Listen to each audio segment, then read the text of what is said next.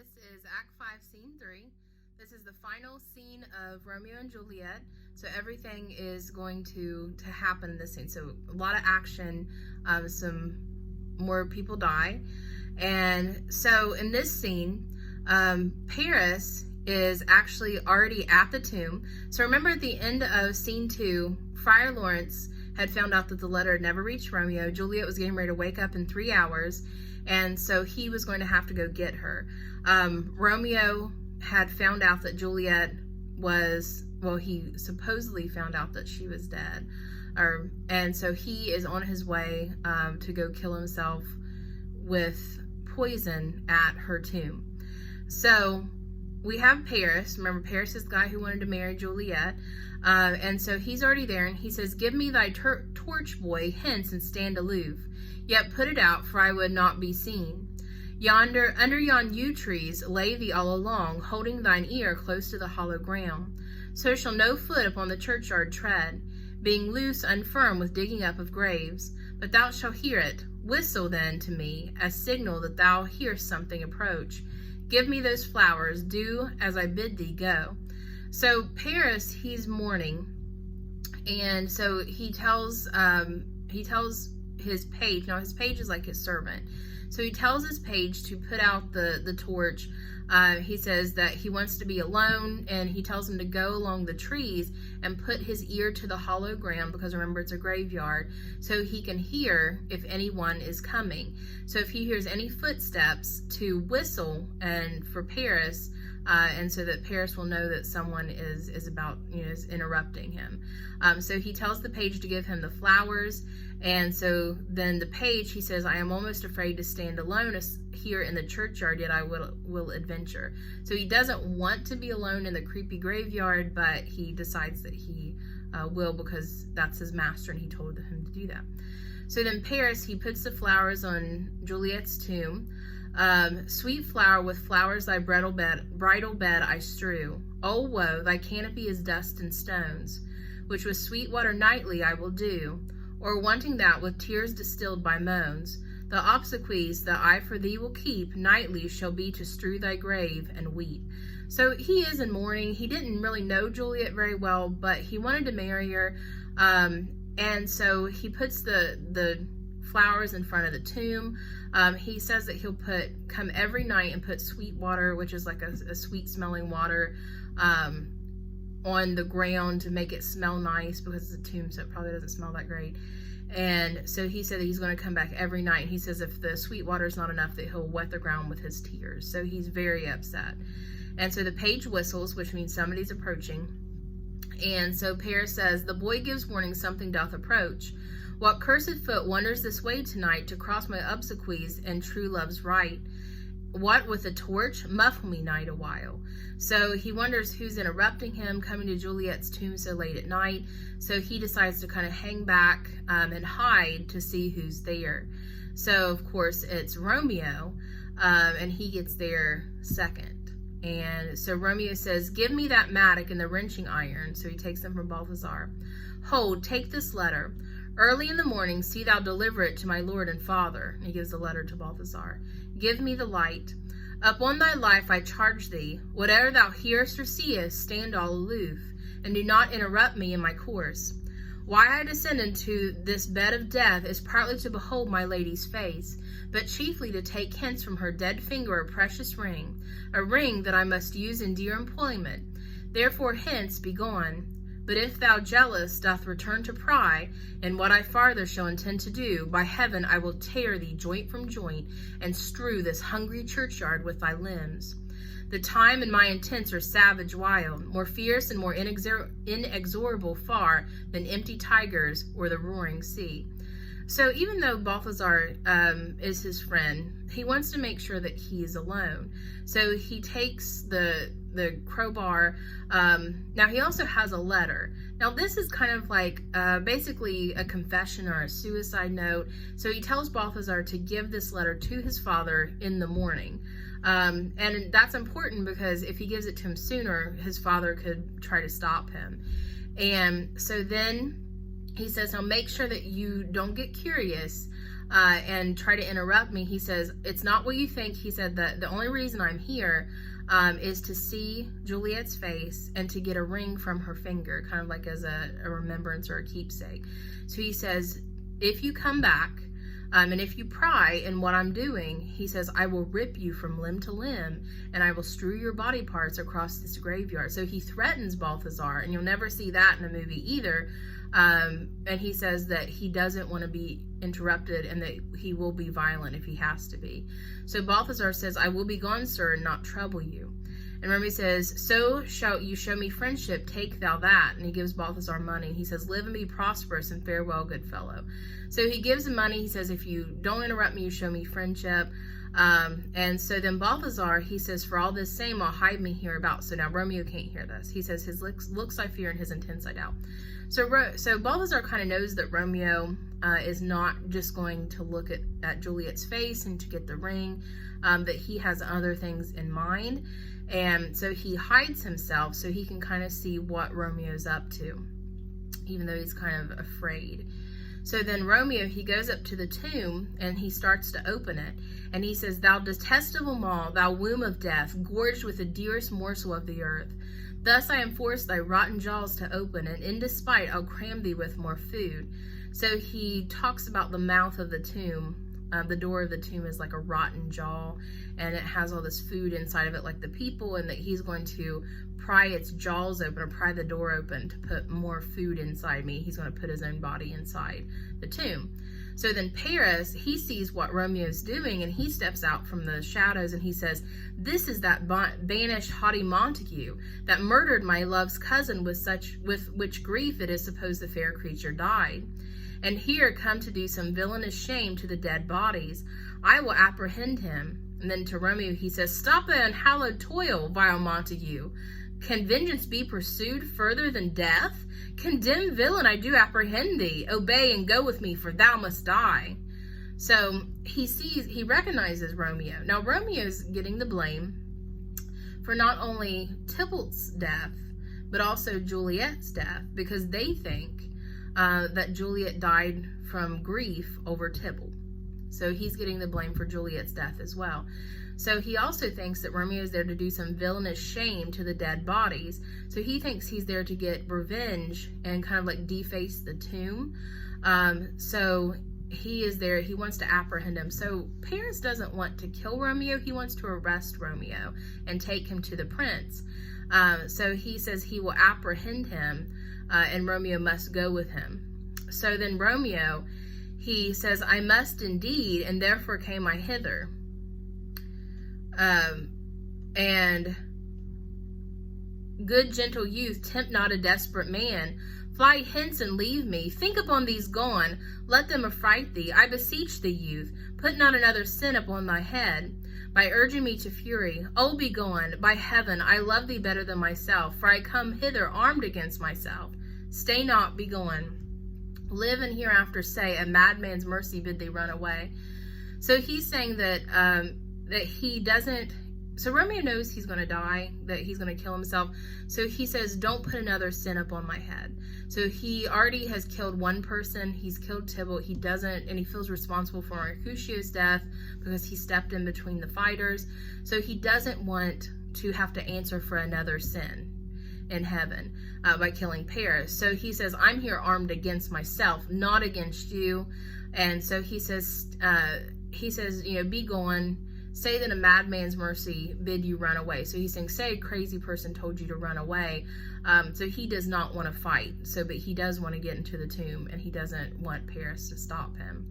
So Paris says, I do defy thy combination, and apprehend thee for a felon here. And Romeo says, wilt thou provoke me? Then have at thee, boy. So then they fight. And so the page, which remember is Paris' servant, he says, oh Lord, they fight, I will go call the watch. So basically the watch is like the watchman or the police. So the page runs to get the police, and so Paris and Romeo are fighting in front of the tomb, and then Paris falls. So he says, oh, I am slain. If thou be merciful, open the tomb, lay me with Juliet. So Romeo, in his rage, has now killed Paris as well. And so Paris's final wish is for Romeo to carry him into the tomb so that he can be with Juliet. So he really did actually care about Juliet, even though he didn't know her well. So Paris dies. So Romeo, he's standing over Paris's dead body, and he says, "In faith I will. Let me peruse this face. Mercutio's kinsman, noble County Paris. What said my man when my betrothed soul did not attend him as we rode? I think he told me Paris should have married Juliet. Said he not so? Or did I dream it so? Or am I mad, hearing him talk of Juliet, to think it was so? Oh, give me thy hand. One writ with me in sour misfortune's book. I'll bury thee in a triumphant grave." So he didn't really even know who he was fighting. He looked at Paris's face, and he says, "This is Mercutio's kinsman, noble County Paris." So this is Mercutio, his friend. This is his friend's relative that he's just killed. And this was also, he thinks he remembers Balthazar saying that Juliet was going to marry Paris, but he really couldn't remember. Or maybe, he thinks maybe he was crazy or he dreamed it. So Romeo is not really stable. And so he doesn't know what's the difference between like reality and dreams. And so he does honor Paris's dying wish. And so he drags Paris into the tomb. And so Juliet's inside. He says, "A grave, oh no, a lantern, slaughtered youth, for here lies Juliet, and her beauty makes this vault a feasting presence full of light. Death, lie thou there by a dead man interred." And so he takes Paris into the tomb. And then he says, "Now oft when men are at the point of death, have they been merry, which their keepers call a lightning before death.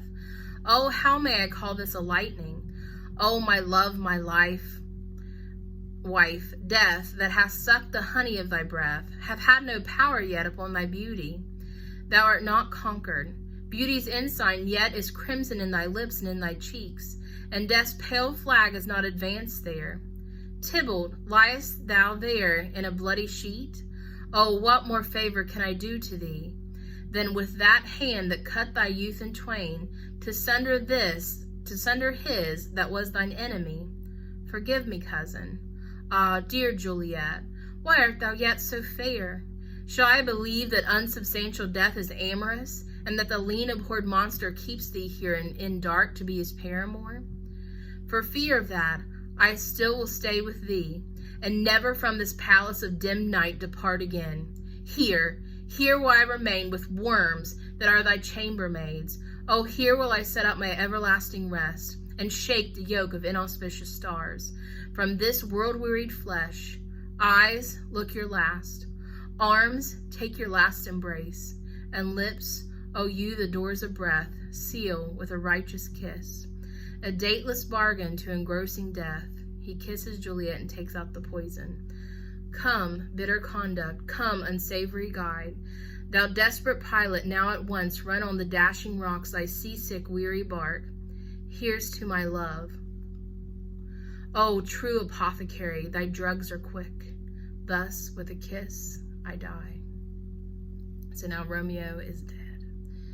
So a few things that he says that are important here. So when he comes into the tomb, he doesn't understand, like, he feels almost happy because he knows that he's going to be with Juliet now. And so he looks at her, and there's something he doesn't understand. He says, how are your cheeks still rosy? How do you still look so alive? And he says that there's even crimson in her lips and in her cheeks, so her cheeks and lips are red. And then he looks at Tybalt, and he says, basically, he apologizes to Tybalt, and he said that he's sorry for cutting his youth in half, in twain. And he says, well, forgive me, cousin. So he's talking to Tybalt's body here. And he says that he will, that by killing himself, that he is basically, that's his way of saying, like, he's sorry, his apology. So then he looks at Juliet again, and he still doesn't understand it. And he says, how are you still so fair? How are you still so beautiful? And so then he says, well, death must be amorous, and he's kept you here to be his love or his paramour. And so then he says, well, that's not important now. He says, it's never going to matter again because I'm never leaving your side.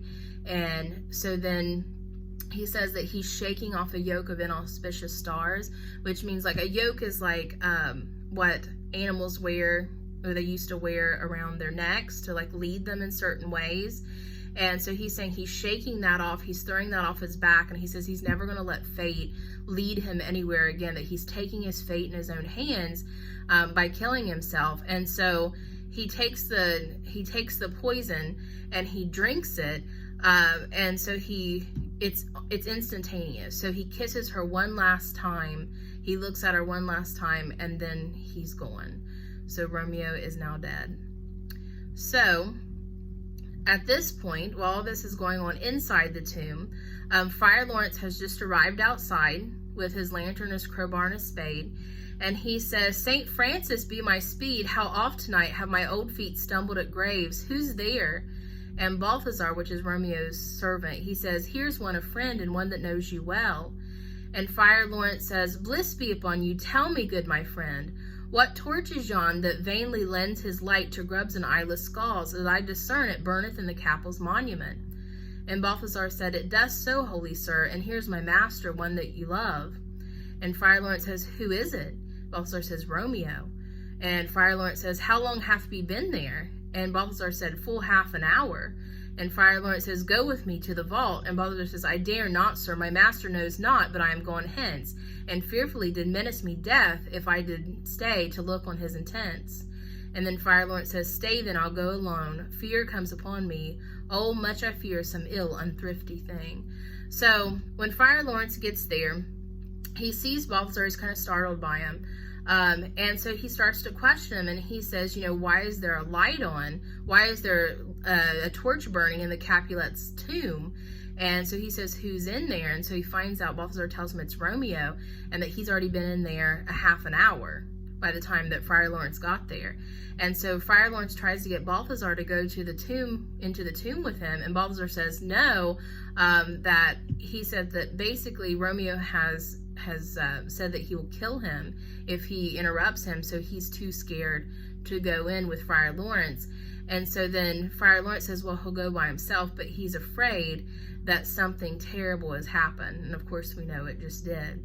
So Balthazar, he says, "As I did sleep under this yew tree here, I dreamt my master and another fought, and that my master slew him." So he thinks he saw Romeo fight somebody and kill him. So Friar Lawrence, he approaches the tomb, and he says, "Romeo, alack, alack, what blood is this, which stains the stony entrance of the sepulchre? What mean these masterless and gory swords to lie discolored by this place of peace?" So when he, in front of the tomb, he sees swords, bloody swords, and he, of course, sees blood where Paris has just been murdered. And so he looks inside the tomb, and he says, "Romeo, O pale, who else? What, Paris too, and steeped in blood? Ah, what an unkind hour is guilty of this lamentable chance." The lady stirs. So he sees the dead bodies inside of Paris and Romeo, and then this, of course, is when Juliet starts to wake up, and Juliet says, "O comfortable friar, where is my lord? I do remember where I should be, and there I am. Where is my Romeo?" And then there's a noise outside the tomb, and Friar Lawrence, he says, "I hear some noise. Lady, come from that nest of death, contagion, and natural sleep. A greater power than we can contradict hath thwarted our intents. Come, come away. Thy husband in thy bosom there lies dead, and Paris too. Come, I'll dispose of thee among a sisterhood of holy nuns. Stay not to question, for the watch is coming. Come, go, good Juliet, I dare no longer stay."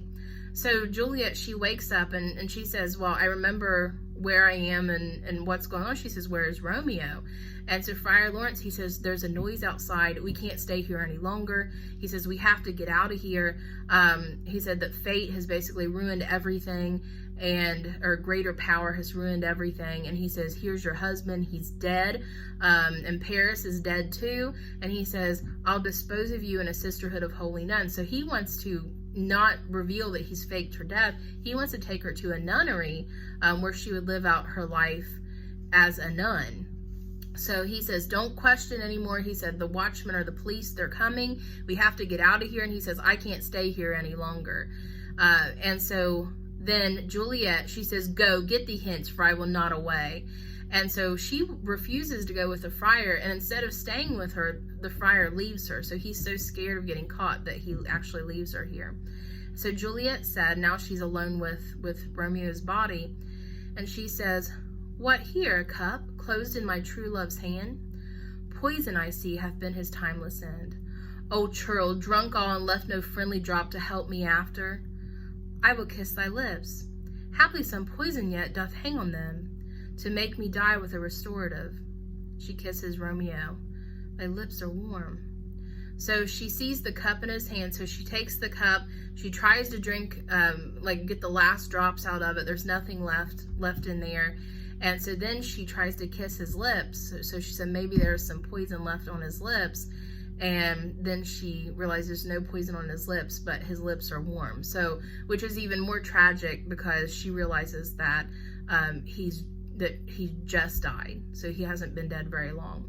So now the watchman and Paris's page come in, and the watchman says, "Lead, boy, which way?" And so Juliet hears them outside, and she says, "Yea, noise, then I'll be brief. O happy dagger, this is thy sheath. There rust, and let me die." And so she stabs herself in the chest and with Romeo's dagger, and now Juliet has also died. So the page outside says, "This is the place, there where the torch doth burn." And the chief watchman says, "The ground is bloody. Search about the churchyard. Go, some of you, whoever you find attached," meaning look for anybody suspicious. "Pitiful sight. Here lies the county slain, and Juliet bleeding, warm and newly dead, who here hath lain these 2 days buried. Go tell the prince, run to the Capulets, raise up the Montagues, some other search."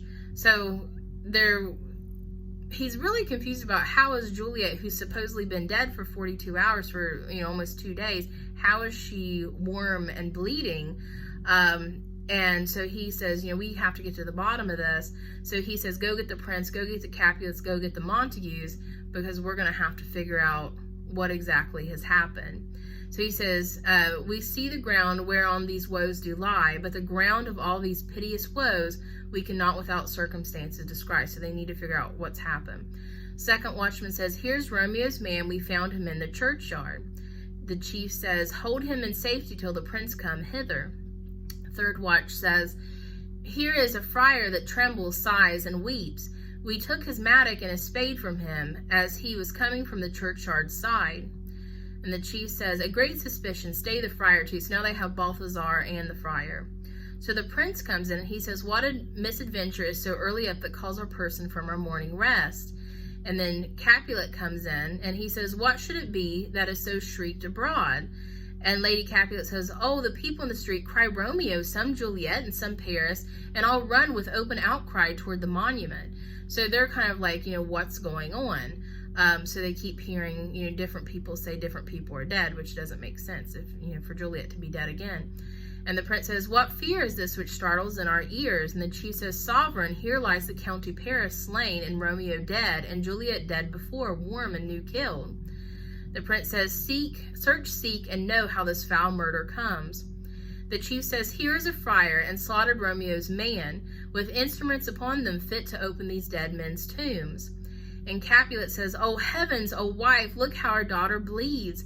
This dagger hath mista'en, for lo, his house is empty on the back of Montague, and it missheathed in my daughter's bosom." And Lady Capulet says, "O me, this sight of death is as a bell that warns my old age to a sepulchre." So they notice that it's Romeo's dagger that's in Juliet and that she's bleeding anew. So of course they think that Romeo that has killed her. And so, Lady Capulet says that basically she feels like she's going to die of fright of, that this is going to hurry her on to death, these terrible things that are happening that she doesn't quite understand. So then Montague comes in, which remember is Romeo's dad, and the prince says, "Come, Montague, for thou art early up to see thy son, and heir now early down," meaning that he's here to see Romeo's dad. And then Montague says, "Alas, my liege, my wife is dead tonight. Grief of her son's exile has stopped her breath. That further woe conspires against my age." So now we actually find out that Romeo's mom has passed away this night, so she's dead, and that she died over sadness of Romeo being exiled. So then the prince says, look, and thou shalt see. And Montague to Romeo says, oh, thou untaught, what manners is in this, to press before thy father to a grave? And so basically meaning that it's unnatural for a son to die before the father. So the prince says, seal up the mouth of outrage for a while, till we can clear these ambiguities, and know their spring, their head, their true descent. And then will I be general to your woes, and lead you even to death. Meantime forbear, and let mischance be slave to patience. Bring forth the parties of suspicion. So he tells them not to grieve until they figure out what is going on. So how can Juliet still be dead? Why is Romeo there? Why is Paris there? So he says they need to figure it out. So he tells them to bring forth all the suspicious people. So Friar Lawrence, he speaks up first, and he says, I am the greatest able to do least, yet most suspected, as the time and place doth make against me of this direful murder. And here I stand, both to impeach and purge myself, condemned and myself excused. So he's saying he's there to tell his part in it, like how he's guilty, but also to basically kind of like set the story straight. So the prince says, then say at once what thou dost know in this. And Friar Lawrence says, I will be brief, for my short date of breath is not so long as that is as a tedious tale. Romeo there dead was husband to that Juliet, and she there dead, that Romeo's faithful wife. I married them, and their stolen marriage day was Tybalt's doomsday, whose untimely death banished the new-made bridegroom from the city, for whom, and not for Tybalt, Juliet pined. You, to remove that siege of grief from her, betrothed and would have married her perforce to county Paris. Then comes she to me, and with wild looks bid me devise some mean to rid her from this second marriage. Or in my cell there would she kill herself. Then gave I her, so tutored by my art, a sleeping potion, which so took effect as I intended, for it wrought on her the form of death. So he basically just sums up what he did. He married Romeo to Juliet, and that they had tried to marry her to Paris because they thought that it would help with her grief from Tybalt's death. And so he's saying that, that he had given her the sleeping potion and it had worked. And so that's what had happened. And so now they know why Juliet's bleeding, anew. Meantime, I writ to Romeo that he should hither come as this dire night to help to take her from her barred grave, being the time and potion's force should cease.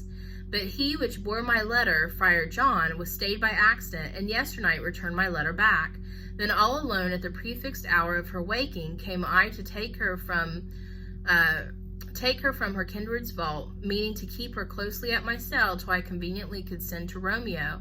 But when I came, some minute ere the time of her awakening, here untimely lay the noble Paris and true Romeo dead.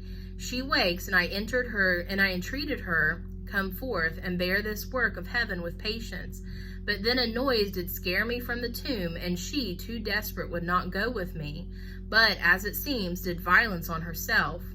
All this I know, and to the marriage her nurse is privy. And if aught in this miscarried by my fault, let my old life be sacrificed some hour before this time unto the rigor of severest law. So he summarizes basically everything. And so he says that about the letter, and so Friar John didn't get the letter to Romeo, and so he thought Juliet was dead. And then it talked about how that he tried to get Juliet to go with him, and she refused, and that he says that she did violence on herself. So now they know that Romeo wasn't to blame for Juliet's death, that she had stabbed herself. And then he says that the nurse knew about the marriage, so he kind of tattles on the nurse a little bit.